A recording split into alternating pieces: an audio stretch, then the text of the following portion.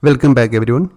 In today's video, we will discuss about different types of data that we need to deal in data engineering. As you know, in data engineering, we need to deal with data. So basically, data extraction and processing. In this process, we must deal with tons of data, and this data may be in different types. So we must know about these types of data. The data can be Excel, CSV, image, video, JSON, XML. It can be any formats. As a data engineer, we have to process this data, so we must know different types of data.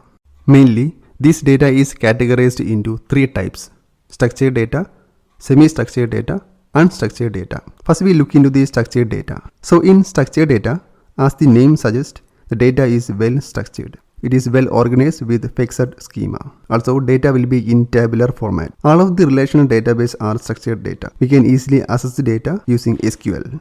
So this is an example of relational database table which contains employee ID, first name, last name, department and position as columns, and each row contains employee information, so you can easily access the information of each employee using the ID. Examples of structured data are MySQL, Postgres, SQL Server, etc. Semi-structured data. Semi-structured data lies between structured and unstructured data.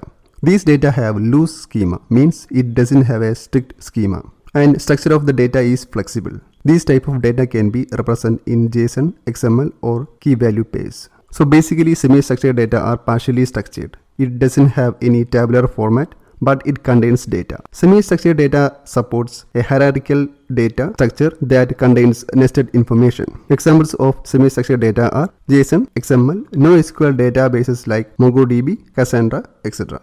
Unstructured data. Unstructured data doesn't have any predefined data model or structure. Example of unstructured data are images, video, audio, PDF, log files, etc. To process unstructured data requires advanced techniques like natural language processing, computer vision, etc. So this is the basic comparison between structured, unstructured and semi-structured data. So while processing the data or writing ETL pipelines, you should be aware of the type of data that you are dealing and how we can handle that data.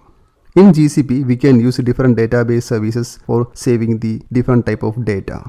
For structured data, we can use Cloud SQL, Cloud Spanner to save the data. For semi-structured data, we can use Bigtable, Data Store, etc. For unstructured data, you can use cloud storage for image, video, documents, etc. Cloud Firestore can be used for JSON-like documents. So that's all about today's video. Consider to support the channel. Thank you for watching and see you in next video.